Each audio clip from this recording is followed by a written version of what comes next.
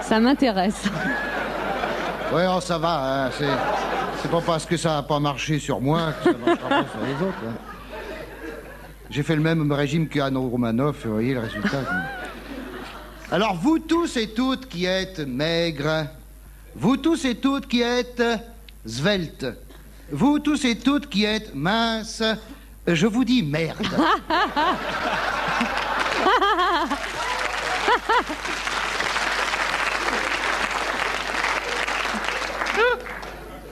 Bien sûr, je vous le dis amicalement.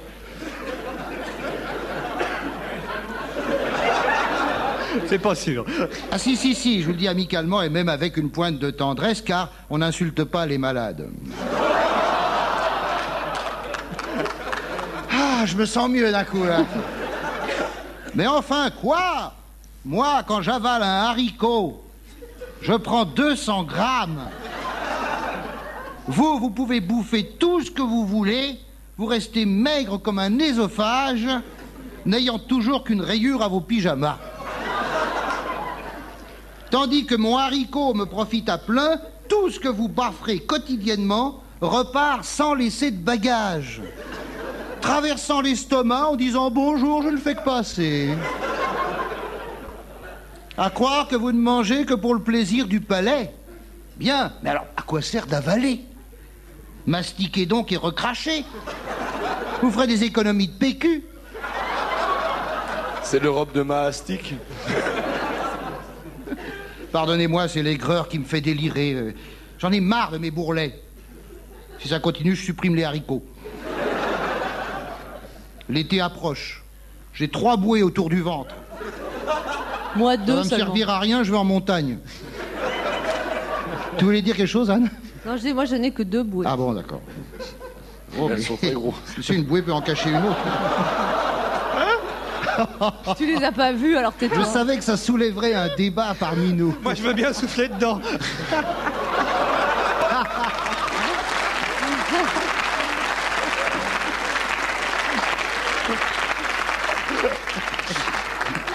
Jacques, tu n'aurais pas une astuce pour... non. Ah, c'est fou ce qu'on est spontané quand il n'y a pas de caméra.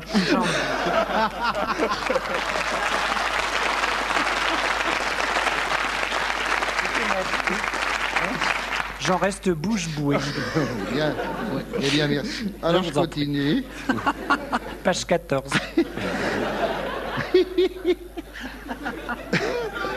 Bande de maigres. Bande de maigres, vous ignorez l'angoisse des enveloppés. Si je vous disais que j'ai un peu de poitrine. Moi, j'en ai beaucoup. Moi, j'ai un peu de poitrine. Trop pour plaire aux femmes, pas assez pour plaire aux hommes. Vous voulez voir?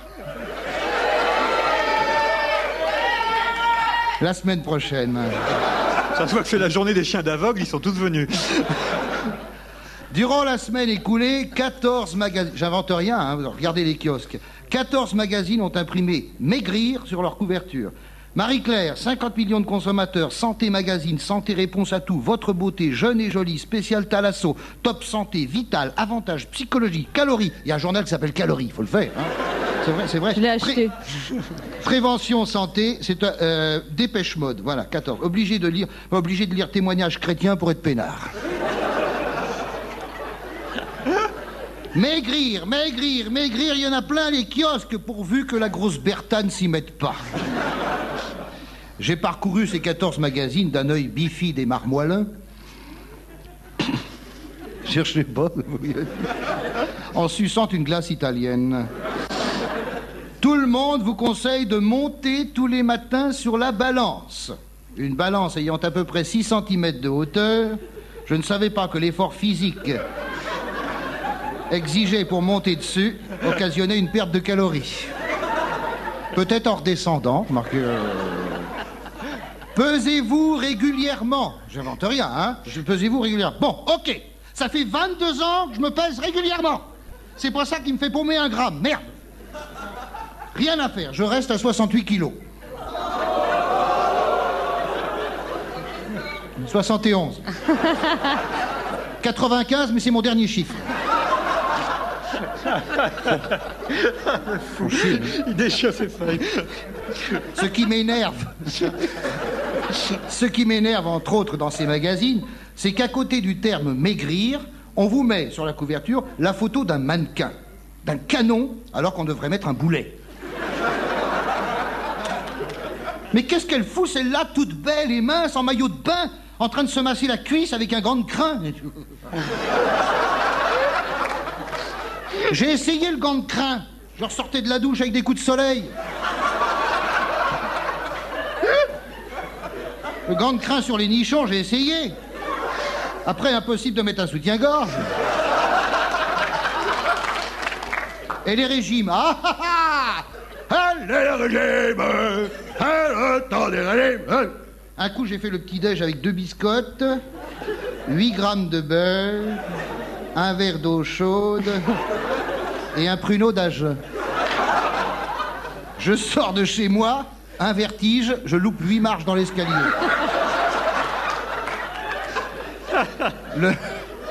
Le médecin me dit, vous manquez de protéines.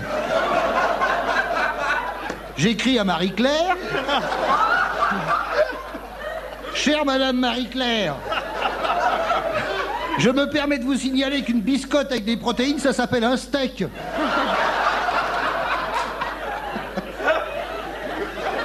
Il y a Anne, elle est livide parce qu'elle n'arrive pas non plus à le faire. Et si encore il y avait que de jolies filles dans tous ces magazines, bon, je supporte en tant que mec, bon. Mais l'insupportable, c'est le mâle. Jeune, bronzé, mince, musclé harmonieusement, une dentition parfaite, un sourire à faire tomber la tour de Pise. L'œil intelligent, voire affectueux, la taille parfaite, le sein ferme et plat, une vision optimale, pas de lunettes. À mon avis, ça doit couver un cancer.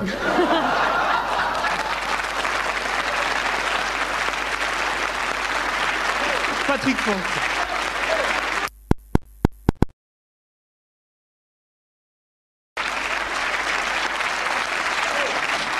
Les fans de Pascal Brunner vont pouvoir le voir cet après-midi à partir de 17h dans un grand théâtre à Annecy. Alors, je m'adresse au Savoyard. Tu seras avec moi quand même. Oui, je serai avec toi, bon. Mais moi je serai en deuxième partie, en vedette. Et moi je ferai la troisième mi-temps si je veux bien. Je jouerai une pièce qui s'appelle Walter et John à la glisse et qui raconte l'histoire des sports d'hiver et des Jeux Olympiques d'une façon légèrement satirique. Théâtre d'Annecy, cet après-midi à 17h, location au CAC Bonlieu. J'ai, je crois, un papier sur Michel Blanc. Michel Blanc qui n'est toujours pas là, nous l'attendons. Je rappelle quand même qu'il est au théâtre de la Michaudière. En ce moment, il joue une pièce qui s'appelle Je veux faire du cinéma avec Judith Godrèche. Si quelqu'un est dans son immeuble, il peut aller toquer à sa porte pour le réveiller. Patrick Fonte, vous aviez préparé, je crois, un papier sur le fait que parfois dans le cinéma, certains metteurs en scène, certains réalisateurs et certains producteurs avaient un certain manque d'imagination. Alors j'aimerais avoir le talent d'un bon scénariste, disons d'un Spielberg qui déciderait d'arrêter de nous faire chier avec son enfance merveilleuse, pour proposer à Michel Blanc un rôle qui ne consiste pas forcément à faire wawa, miaou, pouette, pouette, pour divertir le cinéma de 20h30 à la télé, puisqu'il paraît qu'à 20h30 à la télé, il faut donner dans le tout public. Sans allusion à l'armée, la religion, l'érotisme, la misère, la politique. Reste donc plus qu'à faire wawa, miaou, pouette, pouette.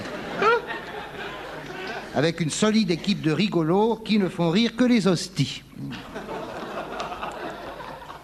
Autrefois, le patronage, c'était le jeudi après-midi. Maintenant, c'est le dimanche à 20h30.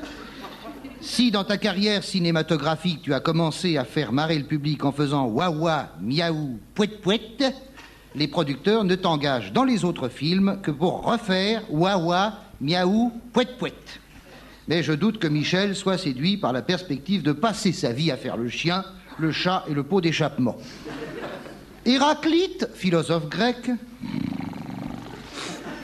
disait ceci: on ne descend pas 2 fois le même fleuve.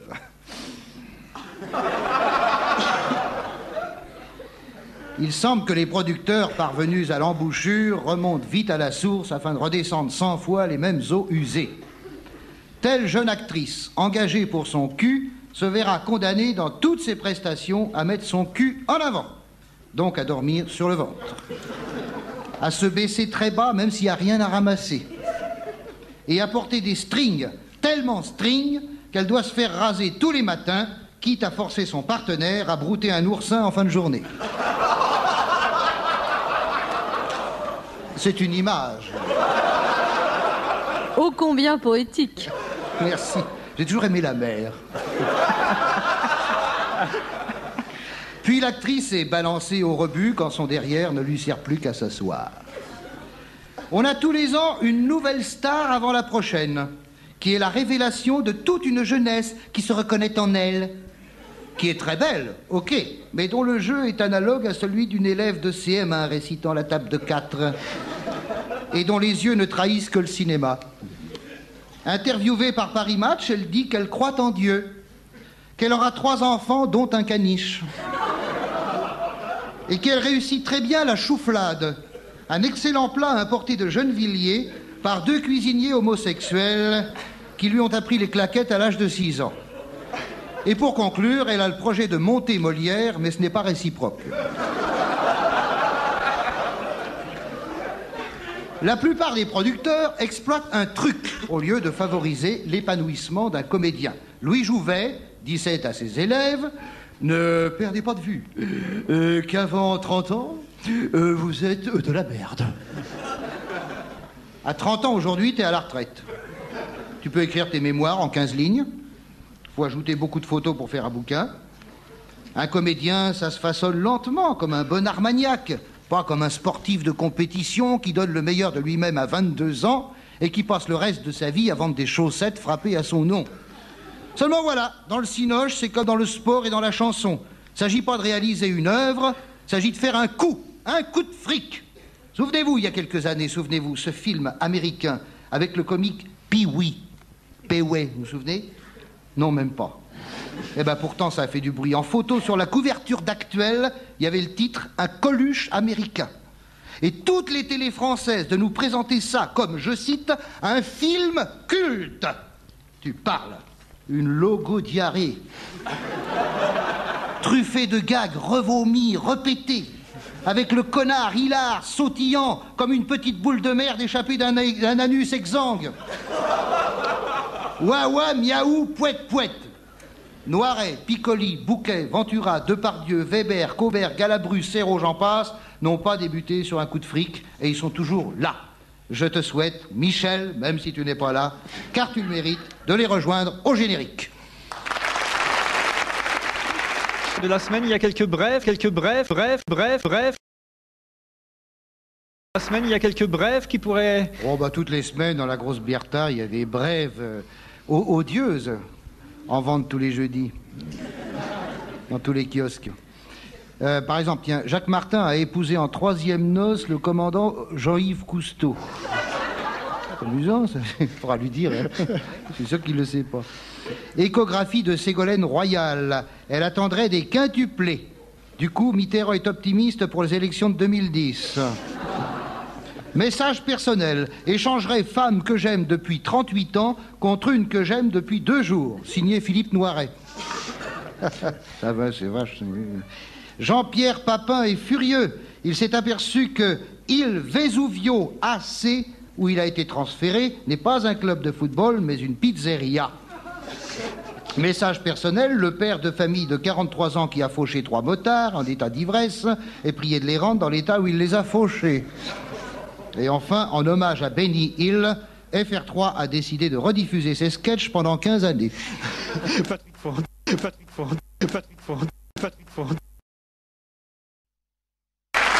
Comment ça se passe à la grosse Bertha, Patrick Fond? Qui les écrit, les brèves, dans la grosse Bertha? Bah, c'est un peu tout le monde, principalement Jean-Jacques Perroni, le gros dégueulasse de la grosse Bertha, qui a été lancé par Philippe Bouvard, d'ailleurs, le gros dégueulasse d'Antenne 2. Oh! Ah non, je dis ça amicalement, parce que... Il est venu, il était très sympa. Je dis ça amicalement, parce que j'aime beaucoup Jean-Claude Narcy. Et Philippe Bouvard aussi, il faut pas, parce que... Et Anne Roumanoff. Vous aimez Anne Roumanoff? Alors, absolument. Si je vous propose un petit sketch supplémentaire. Et alors, je commencerai par un erratum. Un erratum, pour ceux qui n'ont pas fait de latin, c'est une erreur. Pour ceux qui ont fait du latin, c'est aussi une erreur. Je veux dire. Pourquoi on va se faire chier à faire du latin pas se faire chier à faire du latin, parce que c'est la même chose. Hein? La sentence tombée de la mairie de Tours et qui disait « l'homosexualité n'est pas dans la nature de l'homme » ne vient pas de Jean Royer, mais d'une adjointe, Madame Nicole... Non, mademoiselle, parce que tu as la tronche. Nicole Gautras. Désolé, Nicole, mais l'homosexualité est bien dans la nature de l'homme. Elle a toujours été très répandue. Relisez Virgile, Catulle, Pétrone, Gide, Monterland, Tintin et les Picaros. Parce que les Picaros, c'est des fameuses, hein.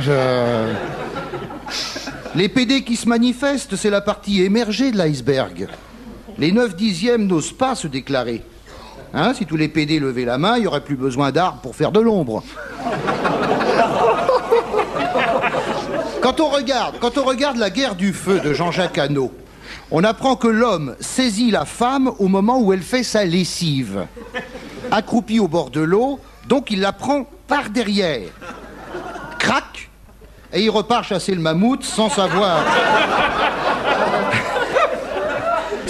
à qui il a eu affaire, c'était le beau temps.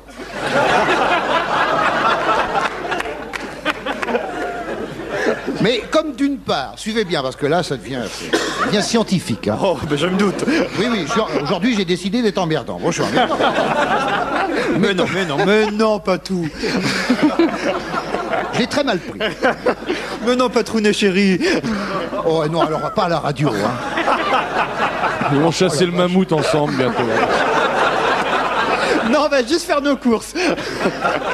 Mais comme d'une part, il ne voyait qu'une paire de fesses au bord de l'eau, et que d'autre part, il y avait autant d'hommes que de femmes à faire la lessive, n'est-il pas permis de penser que dans sa précipitation, l'Australopithèque enfilait autant de nanas que de mecs? Est-ce à dire que la lessive est responsable du sida? Oui, si la lessive est manuelle. Non, si c'est une indésite à 2 vitesses. Car on ne se penche pas sur une indésite. On appuie sur un bouton et le linge ressort nickel, sans tache, sans poche, sans bouton, sans manche et sans tissu. Il n'y a plus que le jus. Il n'y a plus que le jus. Rien ne lui résiste, sauf les enclumes et les boules de pétanque. Mais j'ai très rarement vu ma mère laver une enclume, je veux dire. Oui, je m'égare, mais si je ne m'égare pas, qui m'égarera?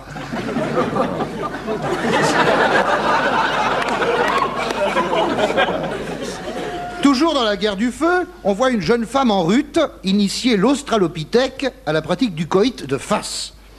Elle lui dit dans son jargon, dans l'amour, il n'y a pas que la face sud, il y a la face nord, qu'on reconnaît facilement, c'est là où il y a de la mousse.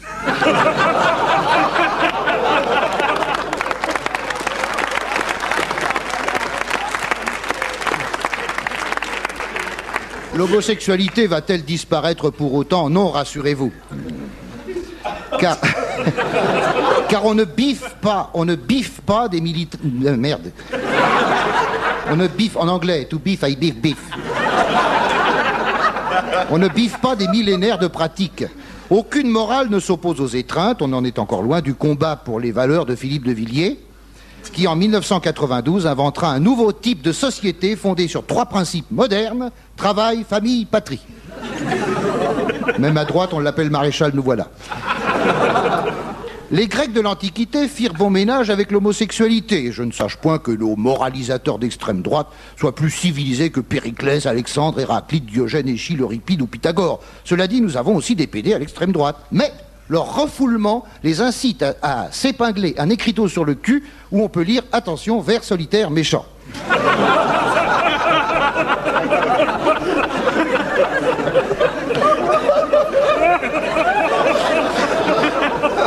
Moi, je fréquente pas assez l'extrême droite. Non, mais tu peux toujours te mettre l'écriteau. Eh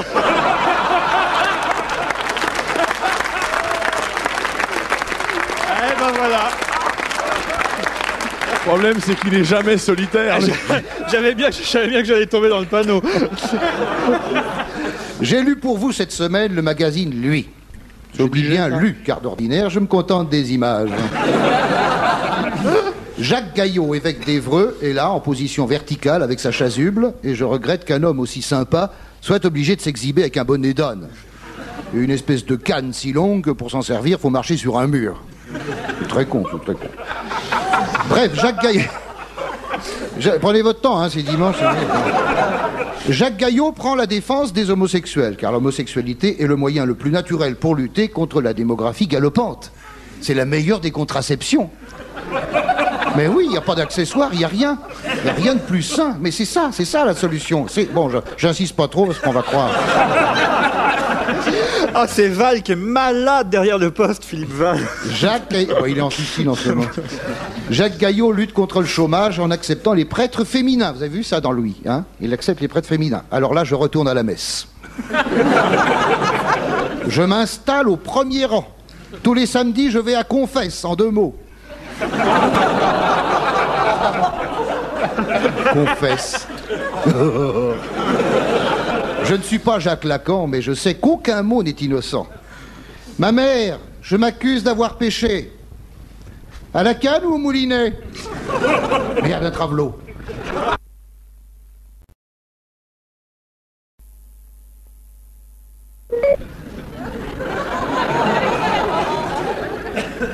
Philippe Bouvard, vous êtes Philippe Bouvard. Et si j'étais Jacques Chancel, je vous dirais, Philippe, pourquoi Bouvard? Vous n'êtes pas forcé de répondre. Mais je ne suis pas Jacques Chancel, car on ne peut pas être partout.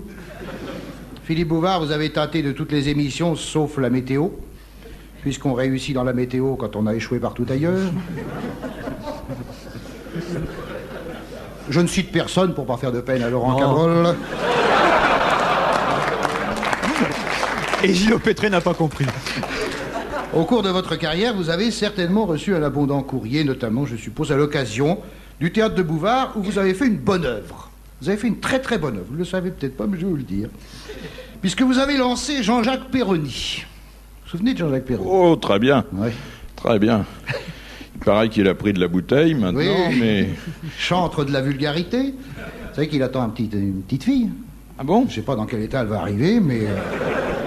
Ben, je suis sûr que l'événement sera arrosé. Il l'est déjà.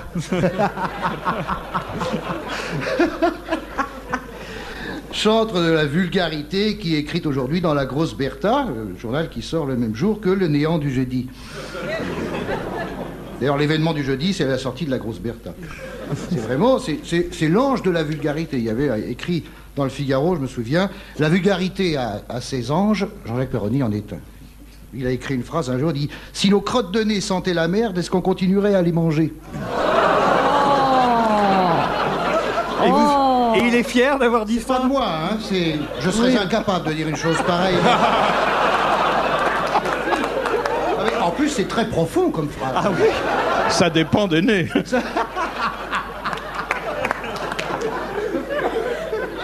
Alors, je suppose qu'en travaillant avec cet individu, vous avez dû vous attirer un courrier éloquent. Alors, je voudrais aujourd'hui m'adresser aux auditeurs qui nous écrivent pour nous exprimer leur indignation à propos des éventuels dérapages qui sont inhérents à la liberté d'expression dont nous jouissons à France Inter, la seule radio qui a des couilles entre les oreilles.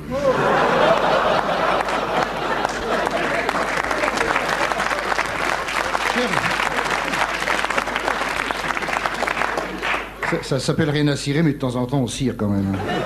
Chers auditeurs indignés, sachez qu'en 1789, en France, il s'est produit un truc.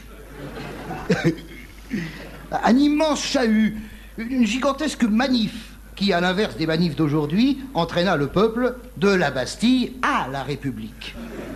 Ce fut un fameux chambardement. Je sais, j'y étais. Camille Desmoulins, c'était qui? Et Charlotte Corday, c'était qui? Et Mirabeau, c'était qui? Et Charlemagne, c'était qui? Chambardement qui allait donner la Déclaration des droits de l'homme, la Charte de la liberté, liberté chérie, combats avec tes défenseurs, combats avec tes défenseurs, sous nos drapeaux que la victoire accourt à tes mâles accents, que tes ennemis expirants voient ton triomphe et notre gloire aux armes, etc. Ici les grosses têtes. Alors, Je suis pas imitateur, Philippe. Ici, grossette. Alors, une question de mademoiselle Morue de Tourcoing, née Rouget de Lille. C'est très con, hein. Alors, on arrête de ricaner, s'il vous plaît. Combien de couplets contient la Marseillaise?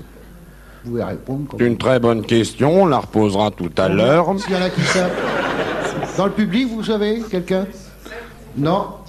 Non. Non. Ah. Non. 12. Non. 18. Non. Qui est-ce qui a dit 8? Personne. Eh bien, c'est ça. 8 couplets de la Marseillaise. Vous avez gagné le pins de Jean-Pierre Foucault. Ça représente un entonnoir avec un élastique.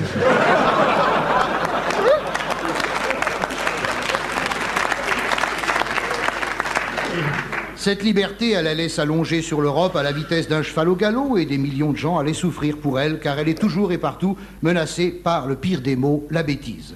Cette bêtise qui s'exprime aujourd'hui par le courrier des auditeurs outrés, qui se croient propriétaires de ce qui passe dans les haut-parleurs de leur poste. Non, les mecs, votre récepteur vous appartient, pas les gens qui s'expriment dedans. Ok? Moi, j'appartiens à personne.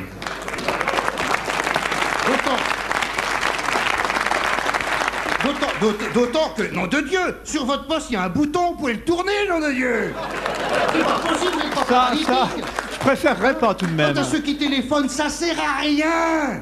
À rien, on n'en tient aucun compte. Et plus vous protestez, plus on en refera, rien que pour vous faire chier. Oh, Non, c'est Patrick. Et c'est le printemps. C'est le printemps. Voici heureusement dans le courrier d'épices froids les billets doux des gens heureux qui nous écoutent le matin, au lit ou dans leur bain et à qui je lance le dernier couplet pour assombrir le paysage dont j'inonde mes couplets. Il y aura peut-être des mariages, mais le monde n'est pas parfait. Au revoir, demoiselle, la journée fut bien belle, ainsi s'achève ma balade. Et c'est les larmes aux yeux que je retourne au temps maussade, où les crétins sont sérieux. Amen. C'est vendredi soir, mais on... Environnement, celui-ci. Qu'est-ce que vous voulez dire après ça? À quoi bon dépenser 150 balles pour aller voir Les Misérables au théâtre Mogador, alors qu'on peut les voir gratuitement dormir dans la rue à la même heure? Parce que Les Misérables de Victor Hugo auraient 150 ans aujourd'hui, alors que Les Misérables d'aujourd'hui ont 20 ans, qui sont naturellement drogués, et plus ou moins métèques, avec des noms à coucher dehors. L'architecte qui a conçu le blockhaus du Forum des Halles a-t-il pensé une seconde que des sans-abri viendraient s'abriter sous ce qui ne devrait être qu'un abri?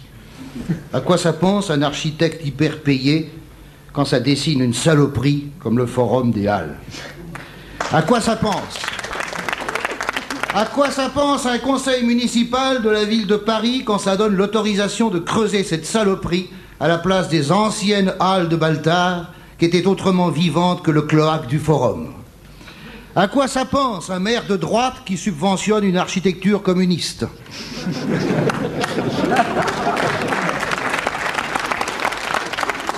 On ferme le bois de Boulogne parce qu'il y a des travelots. On ferme le Forum des Halles parce qu'il y a des drogués. Va-t-on fermer la mairie de Paris parce qu'il y a des têtes de nœuds?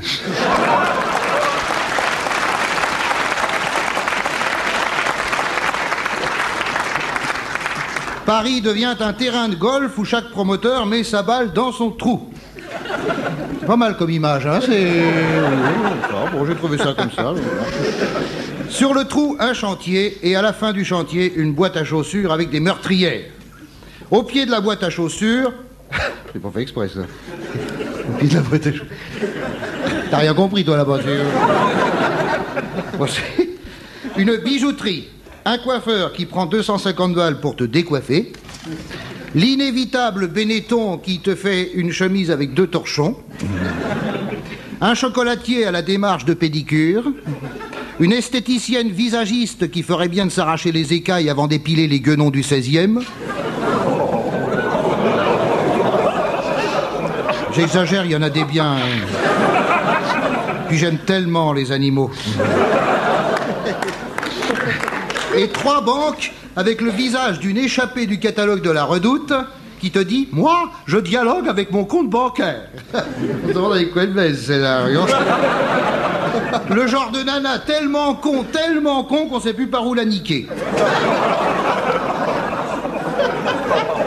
Je vous laisse le temps de... À 19h, c'est le couvre-feu.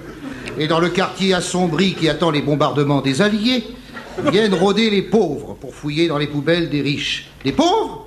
C'est-à-dire des drogués, monsieur le maire. Qu'on envoie les barrières, les CRS et les chiens.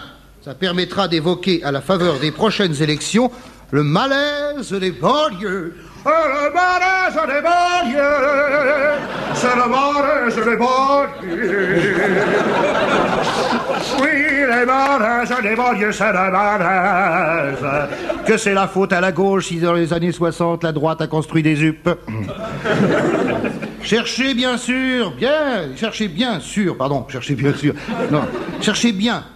les boîtes aux lettres, des boîtes à chaussures, des cités dortoirs. Je vous offre une caisse de champagne si vous avez trouvé le nom d'un architecte. Et c'est pas mieux. Oui, applaudissez, allez-y. Ça me permet... Non, c'est bien. C'est bien quand vous applaudissez, ça me permet de déchiffrer ce qui vient après. Et c'est pas mieux à la campagne, attention. Parce que là-bas aussi, on a des architectes véreux qui adorent les conseils municipaux. Et on n'attrape pas les nègres avec du vimouche. Oui, c'est très con. Autrefois, chaque village avait sa salle des fêtes. Salle des fêtes où on faisait la fête dans une salle. Aujourd'hui, on a une salle polyvalente. C'est la salle polyvalente. Pour les auditeurs, à l'attention des auditeurs, j'ai fait un geste obscène. Mais rassurez-vous, on passe bientôt à la télé. Alors, polyvalente, c'est une salle polyvalente, ça fait bien, hein. C'est poly, plusieurs, valente, valeur. Ce qui se traduit en bon français, une salle qui coûte la peau des couilles pour y faire que de chi.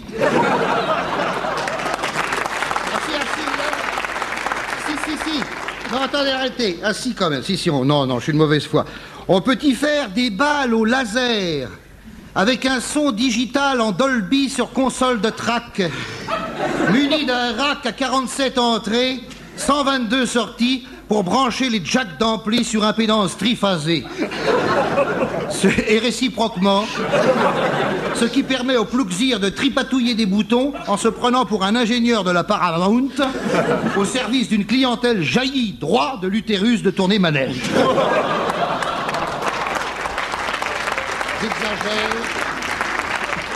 J'exagère, mais pas assez.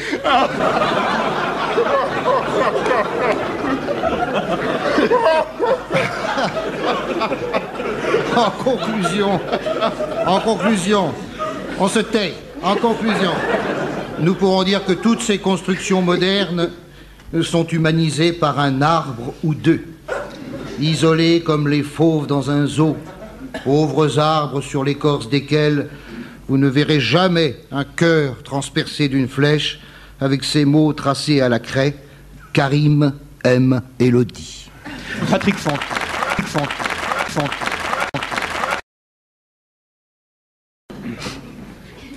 Fallait bien trouver quelqu'un. Hein.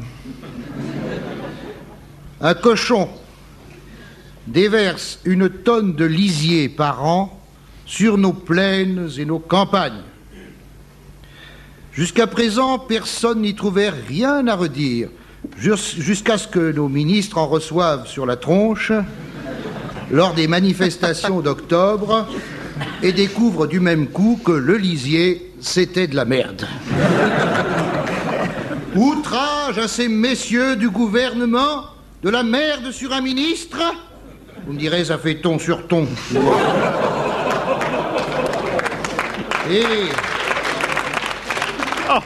Et que du caca qui sort du cul du cochon pour arriver sur la tête d'un ministre, après tout, ça n'est qu'un aller-retour. Au lieu d'en rire, le gouvernement cesse Bobby. Oui, madame, il cesse Bobby. Au lieu de laisser couler, Oui, enfin, ça, c'est pas très fin, alors. Ça. Le gouvernement se rebiffe 6 mois plus tard en réclamant une redevance pollution aux paysans dont les bêtes chient. Ça fait 30 milliards d'années que les bêtes chient. Eh ben, il aura fallu attendre mars 1992 pour qu'un gouvernement s'aperçoive que les bêtes chient. Écoutez, je m'excuse, mon cher ami. En ce qui me concerne, il y a beau temps que mon esprit d'observation m'a amené à savoir que quand mon clébard avale du canigou, il le dispatche en petites crottes. Et réciproquement.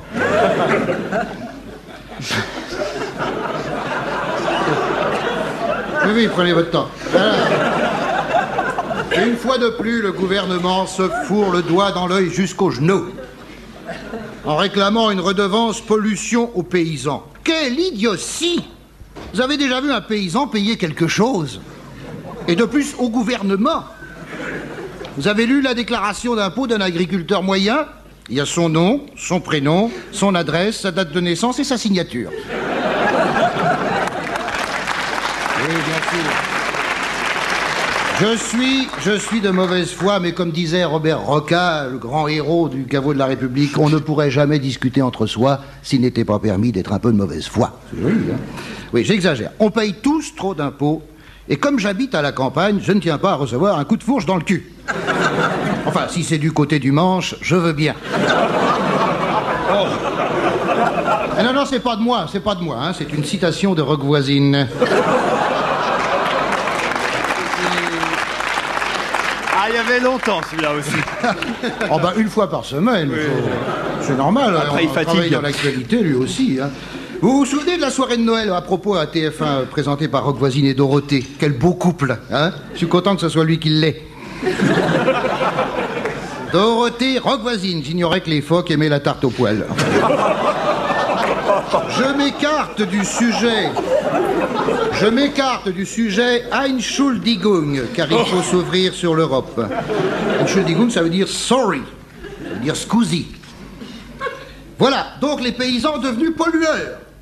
Et les pollueurs doivent payer. Mais ne sommes-nous pas tous des pollueurs? Et si le paysan doit payer une redevance pollution parce que son cochon chie, combien devrait payer l'EDF dont les déchets radioactifs des centrales nucléaires sont stockés sur tout le territoire? Même si, comme on nous l'a dit après Tchernobyl, le nuage radioactif ne survole pas la France puisqu'il est arrêté par les douaniers.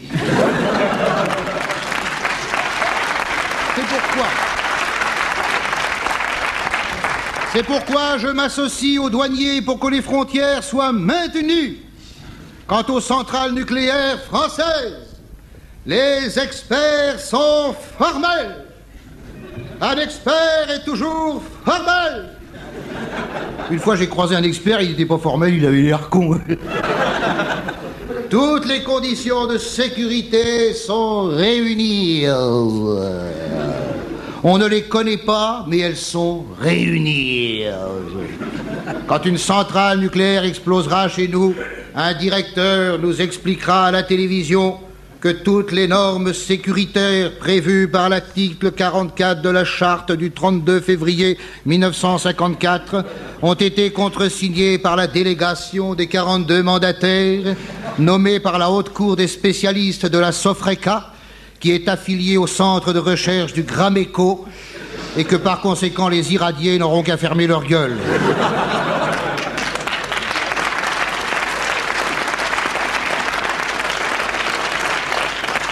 Car en France, nous avons le plan Orsec, qui ne sert à rien, mais qui existe.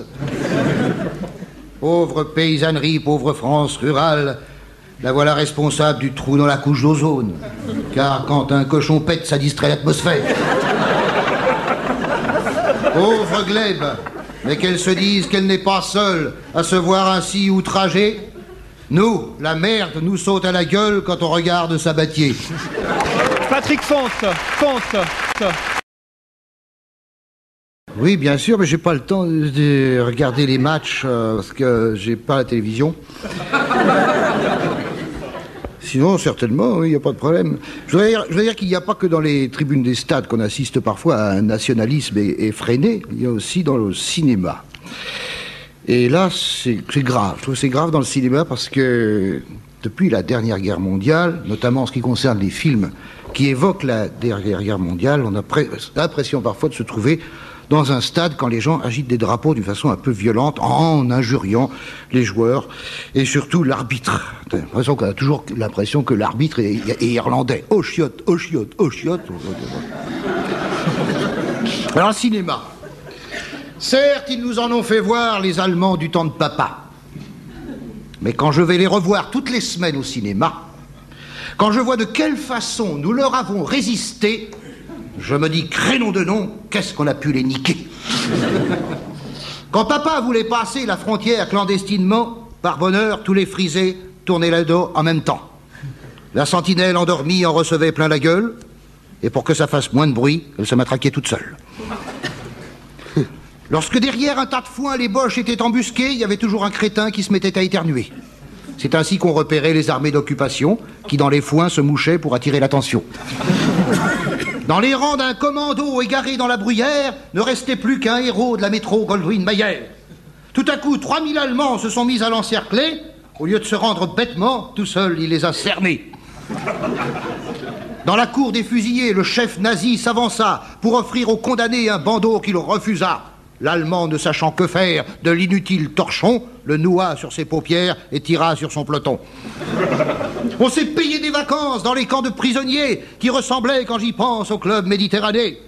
Si j'en crois mes souvenirs, il y avait même un panneau sur lequel on pouvait lire le Stalag et Trigano.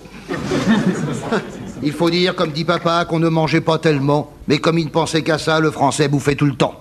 D'ailleurs, si après la guerre, De Gaulle, rebroussant chemin, est revenu d'Angleterre, c'est parce qu'il y crevait de faim.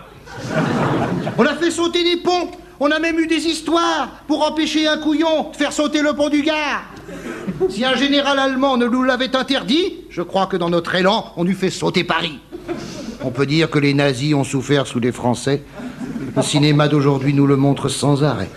C'est pourquoi je me demande pourquoi les Américains ont débarqué sur nos landes. On ne leur demandait rien. Dans les super productions du cinéma d'aujourd'hui, les Allemands ont l'air si cons quand moi-même je me dis, s'ils ont pu rester 5 ans alors qu'on se foutait d'eux, ces sacrés connards d'Allemands, c'est qu'on était plus cons qu'eux. Patrick Font. Je vous garantis que ça ne me fait absolument rien, je m'en tape. Enfin, on avait déjà un ministère de la Culture, le ministère de l'Environnement, avec le ministère de la Ville, on avait un 3e qui servait à rien. Jacques Ramat, qu'en pensez-vous? Eh bien, moi qui parcours 80 000 km par an chaque année, je peux vous dire qu'on est bien partout en France, car il y a partout des négresses. Comme dit Léo Ferré, j'aimais déjà les étrangères quand j'étais un petit enfant. Où vit-on le mieux en France? En tant qu'obsédé sexuel, je dirais là où on emballe le plus. C'est évident. On ne peut pas dire que, bon, la bretonne soit du genre saute au paf. Ou alors c'est du saut en longueur. Elle est fidèle, habituée qu'elle est à attendre son marin sur la grève, et c'est beau. Si j'avais pas le mal de mer, j'épouserais une bretonne. C'est d'ailleurs ce que j'ai fait, mais comme elle habitait Rennes, c'était toujours marée basse. Puis nous nous sommes séparés, car si elle était fidèle, moi pas. Mais j'ai gardé pour la Bretagne une tendresse infinie, lourde comme les lourds nuages grisonnants qui se frôlent au clocher de Ploudalmézeau, Locmariaquer ou Landivisio, pour mouiller de leurs larmes d'eau douce les joues salées des femmes qui accueillent les bises du vent d'ouest à défaut des baisers de leurs maris lointains. Vous êtes sur France Culture. C'était un extrait de la 7. Alors. C'est marrant, Font, dès qu'il parle pas de cul, ça devient emmerdant.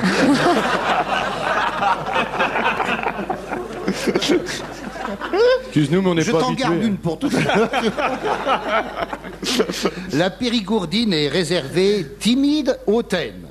J'ai beau être un gros cochon, je mets toujours du temps pour trouver la truffe. T'es content, là?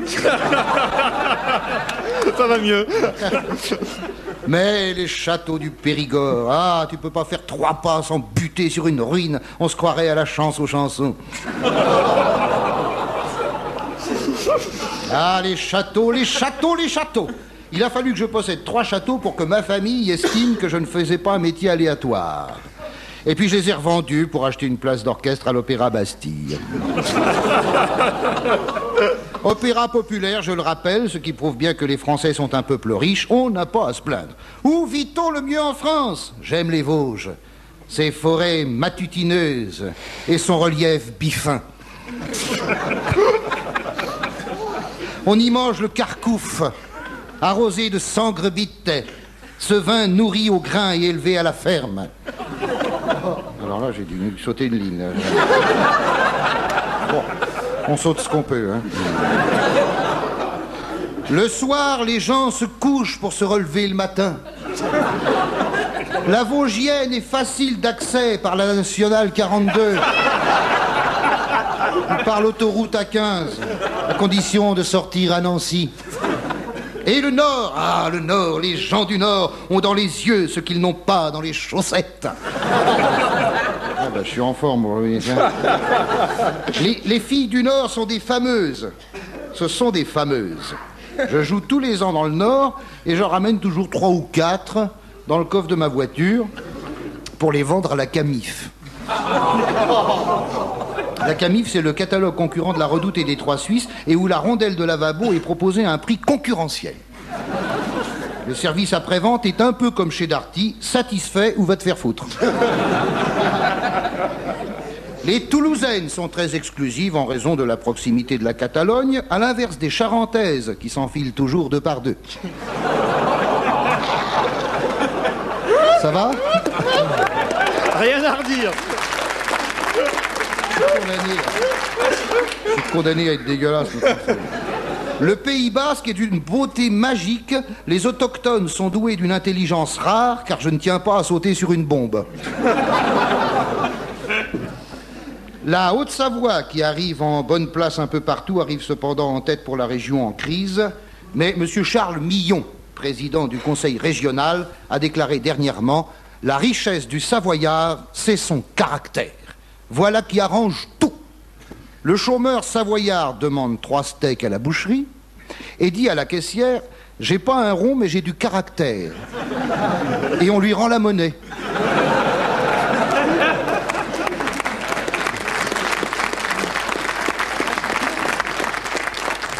Je ne dirai rien de la Savoyarde car elle m'attend. J'en profite pour lui dire que je reviens ce soir chez elle et qu'elle veuille bien dire à son père d'éviter son éternelle plaisanterie qui consiste à dire, quand on entre dans la chambre pour se coucher, « Allez, bonne nuit les amoureux et rentrez bien ». C'est fin.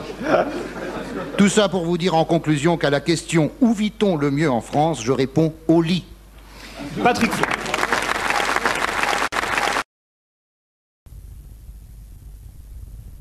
Mais ce n'est pas possible, hélas, car j'ai un gala jeudi prochain à Saint-Jean-de-Maurienne. Jacques Ramade, vous aimeriez aller en Californie? Moi, Je cherche la page. Ah, ça y est. Ah, c'est dur pour revenir du Mans avec les bouchons. sous la grosse Bertha derrière. J'avais 20 ans. Un soir, je vois Brigitte Bardot, assise, jambes écartées sur une putain de moto. La moto était belle, elle avait les cuisses nues. Je me suis dit, bon Dieu, faudra que je monte dessus. Je parle naturellement de la Harley Davidson, dont le chic s'empara de toute ma personne, au point que le lendemain, je chantais sans complexe, « Je n'ai besoin de personne sur mon vélo Solex ». Au contraire de Brigitte, je ne fis pas un tabac. J'avais les cuisses nues, mais nul ne s'en soucia. En outre, ma myopie m'ôtait tout avantage de pouvoir m'éclater dans l'équipée sauvage. Bien sûr, pour faire viril et épater les meufs, j'avais un casque à pointe, des bottes en cuir de bœuf, 4 chaînes de vélo sur mon torse velu. Hélas, sur mon Solex, j'avais l'air un peu cul. Ô rage, ô désespoir, ô vieillesse ennemie. Oui, là, ça commence par du Corneille, mais après, c'est pas mieux. Que n'ai-je été plus jeune pour être moi aussi parmi ces kamikazes qui firent harakiri en tombant sous les roues de leur Kawasaki. Où ces héros tatoués à cheval sur leur meule se jetaient en riant des canettes à la gueule. Où pour donner encore plus de faste au festin, manquait plus que la présence de Jean-Pierre Papin.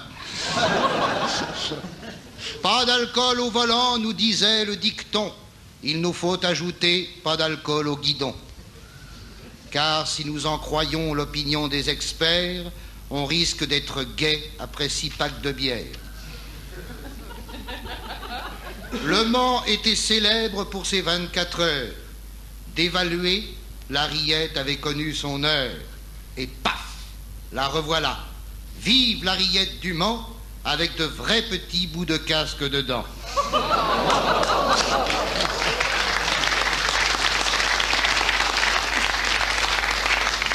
Les médias hypocrites s'étonnent, les micros pleurent. Comment peut-on se tuer à 230 à l'heure? Mais oui, comment peut-on se tuer à 230 quand la vitesse en ville est fixée à 60? Pourquoi ces jeunes ne sont-ils pas venus en patin? Et sur leurs bras musclés, c'est quoi ces petits dessins? Oh! C'est trop fort. Oh, rodéo d'enfer, debout sur leur moto, la déesse Cronenbourg et le dieu Canterbro se disputaient fougueux le symbole du vainqueur, un pins qui représentait un décapsuleur. Vous me direz c'est idiot, vous me direz c'est futile, mais savez-vous ce que c'est que d'être un imbécile? C'est tout faire pour rester opiniâtrement con. Toutes les radios locales vous le confirmeront.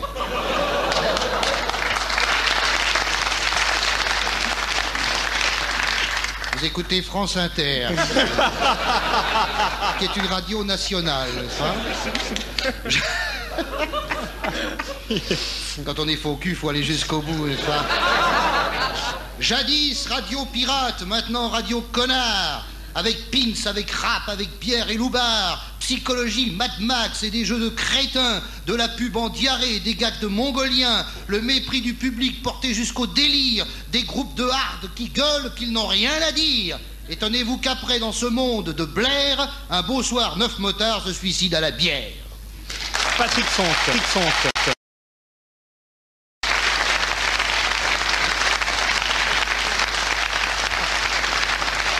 Johnny. Le problème est ailleurs. La première fois que j'ai manifesté l'envie de fumer la cigarette, je n'ai pas compris pourquoi ma mère m'a dit, mon fils, rien ne vaut une bonne pipe. Oh. Vous voyez, 15-0. La finesse tout de suite, de manière à ce que... voilà, on ne soit pas dépaysé. T'avais bien fait de faire en demi-teinte, Anne. Oui, bien sûr, ça s'équilibre. J'ai su plus tard que pour un homme, la pipe évitait les nuisances du papier à cigarette et que pour une femme, ça permettait d'avaler la fumée en évitant les nuisances de la nicotine. Bien sûr, la plaisanterie est facile, mais comme j'ai horreur de la difficulté, ça tombe bien. J'ai sous les yeux, alors voir si vous avez une bonne vue, parce que c'est important que vous me disiez le titre du paquet que je vous montre. J'ai sous les yeux un paquet de, vous me le dites, Marlboro, vous l'avez vu, bon, on voit la marque de loin, hein. Alors vous avez reconnu le paquet, en gros caractère, il y a écrit Marlboro. Ok, alors en tout petit caractère, que lit-on? Ça vous ne pouvez pas de loin. Pour être en bonne santé, ne fumez pas. J'invente rien, hein. Vous avez... Bon.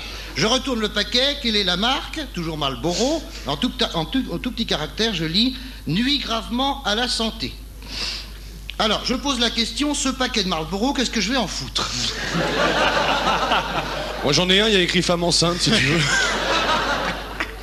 Donc, je l'ai acheté, je vais l'ouvrir, je balance les cigarettes, n'est-ce pas? Ils sont dans le paquet, et je fume le paquet vide. Il le fait. Il est en train de brûler le paquet qu'il a mis dans sa bouche. On croirait Gustave Parking. Bon, mais alors, à quoi servent les 20 cigarettes contenues dans le paquet? Avec ce genre de raisonnement, pour peu qu'on le pousse à sa limite, le clergé va faire imprimer sur les boîtes de préservatifs « Pour être en bonne santé, ne baisez pas ». Il faudra donc souffler dans la capote, l'insérer dans le sexe de la copine et se foutre la bite en bandoulière. Bon, enfin,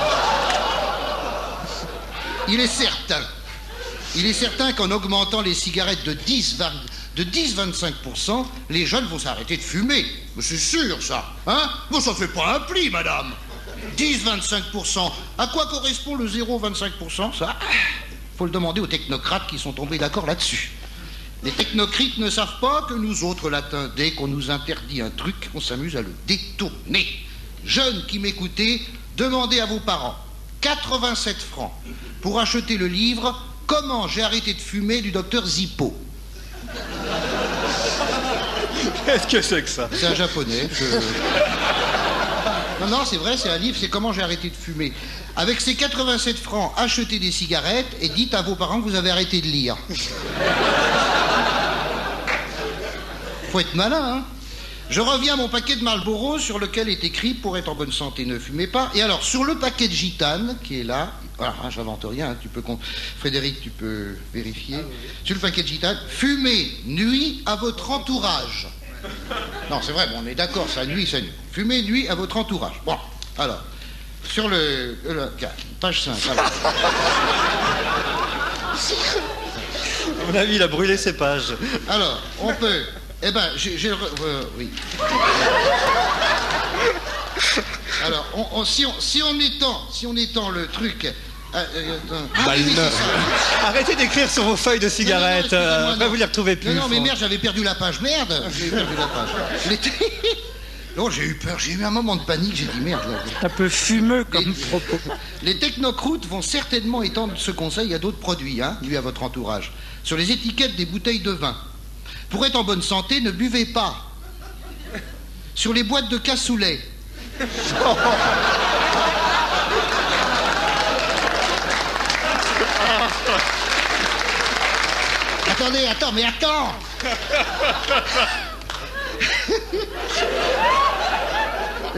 Ah merde, j'arrive pas. Les haricots nuisent à votre entourage.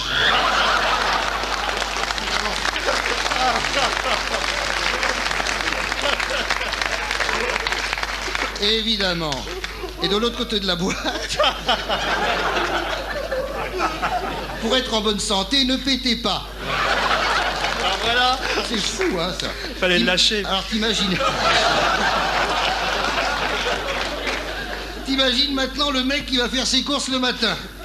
Il ouvre la porte du bureau de tabac. Bonjour, je ne veux rien. Et il referme la porte et il se taille. Il entre chez Nicolas. Bonjour, alors au revoir. Enfin, il pousse la porte de son épicier. Salut Émile, j'ai décidé de ne plus manger. Et il rentre chez lui avec son cabas vide. Voilà qui va faire marcher le commerce. Le gouvernement français se soucie de notre santé. Bon, eh ben, je le regrette de vous informer, mesdames, messieurs, Françaises, Français, que le Jura a obtenu son indépendance avant-hier. Car là, j'ai un dépliant. Frédéric, tu constates aussi, tu fais l'huissier. Hein. Je n'invente rien, sinon ce serait pas drôle. Hein. Un dépliant qui annonce Europipe 92. Vous pouvez lire record du monde de la plus grosse pipe. C'est sponsorisé par la Maison du Tourisme. C'est sûr que ça va attirer les touristes. Les commerçants, les scouts du Jura. Bon, ceux-là, ils sont un peu spécialistes, mais enfin. La DRAC, les corps de chasse. Je ne sais pas qu'on foutait du tabac dans les corps de chasse. La Croix-Rouge. Le centre de secours de Saint-Claude. Pour ceux qui cassent leur pipe, c'est amusant. La gendarmerie, pour les passages à tabac, c'est amusant aussi. La police nationale et municipale, les fleuristes. On va se foutre là-dedans. Les services techniques de la ville de Saint-Claude, voilà qui va encourager les jeunes à ne pas fumer, hein, monsieur le ministre de la Santé. Le clou de l'événement, pour terminer, c'est le concours pipier. Alors, vous allez me dire que ça consiste, parce qu'il y a un concours, il faut faire quelque chose, hein, il ne faut pas rester pendant 3 jours avec la pipe comme ça. Quoi. Alors, j'invente rien, on m'a raconté ça avant-hier, j'étais mort. Ça consiste à fumer 3 grammes de tabac dans un maximum de temps. On vous donne 3 grammes de tabac et 2 allumettes. Vous avez le droit de rallumer une fois. Le record est détenu par une respectable dame de 60 ans qui a mis 7h30 pour finir sa pipe au dernier concours. 7h30 pour une seule pipe. Incroyable, incroyable. C'est fou. C'est une dame. C'est une brave dame de Saint-Claude. Alors, piqué par la curiosité, je suis allé la voir. Eh ben, c'est vrai. Patrick Fonte.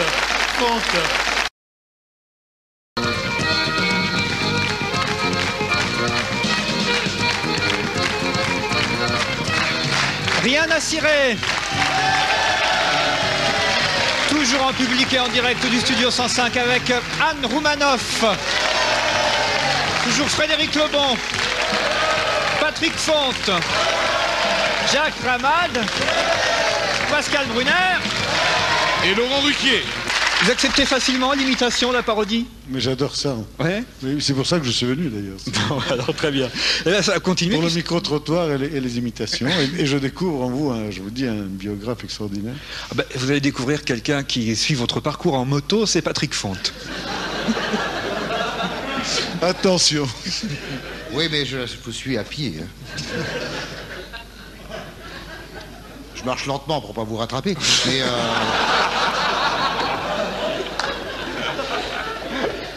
comme dirait Laurent Ruquier, Il se venge. il y a beau temps que dans le domaine de la chanson, vous vous êtes fait une place au sommeil. Et j'ajouterai plus finement... Oh le salaud. Ça se réglera après. que s'il est vrai que la fortune vient en dormant, vous devez avoir un sacré magot, Georges. Mais foin de ces clichés dont on vous rebat les oreilles, car tout le monde ne peut pas faire des claquettes. J'aborderai, Georges, si vous le voulez bien, un autre aspect de votre personnalité qui aiguise ma jalousie à certaines heures et qui concerne le formidable attrait que vous exercez sur les jeunes femmes, au point qu'on s'étonne de ne pas vous voir déambuler à moto.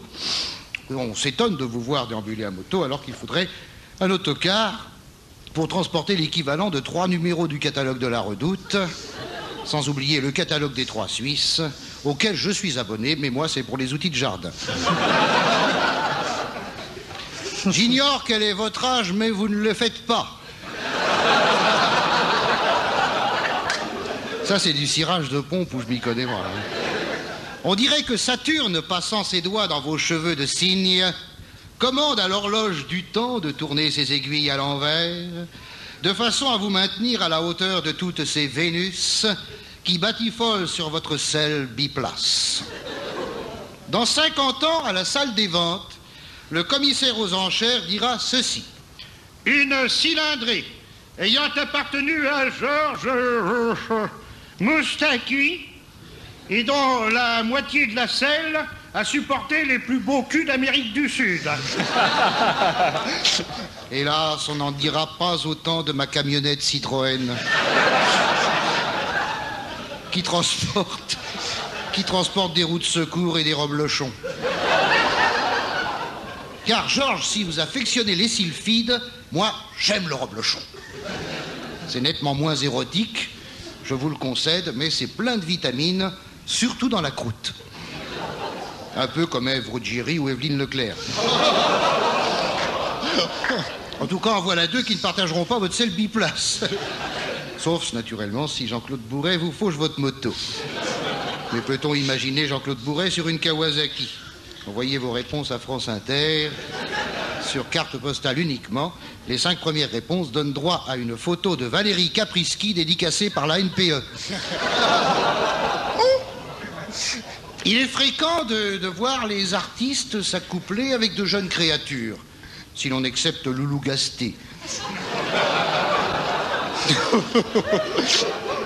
Ce à quoi Loulou répondra que Lynn, étant resté jeune, il a l'impression tous les soirs de se livrer à un détournement de mineurs.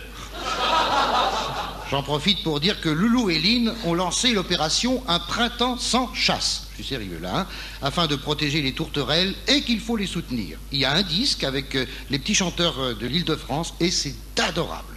Bon, c'est des petits garçons, mais ne chipotons pas sur les détails. Chacun son truc. Ah, oui, il est fréquent de voir les artistes s'accoupler avec de jeunes créatures et ça provoque l'indignation des femmes mûres.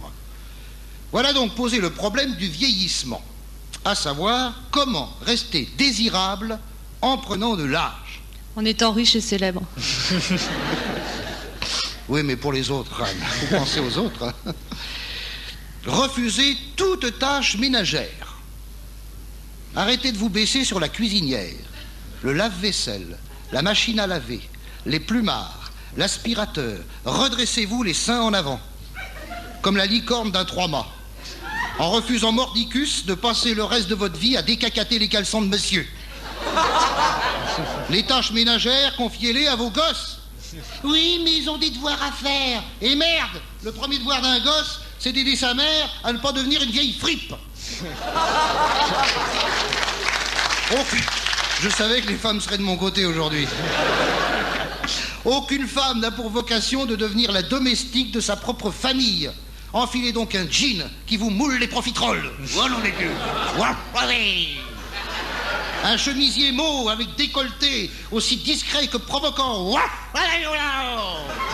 Une paire de tennis pour sautiller à l'aise. Et un sourire dépourvu de rouge à lèvres, ça sauvera les baleines. Alors, mesdames, je vous offre le champagne. Si vous n'enfourchez pas un soir, la selle biplace d'un séducteur aux cheveux blancs et à la gueule de métèque.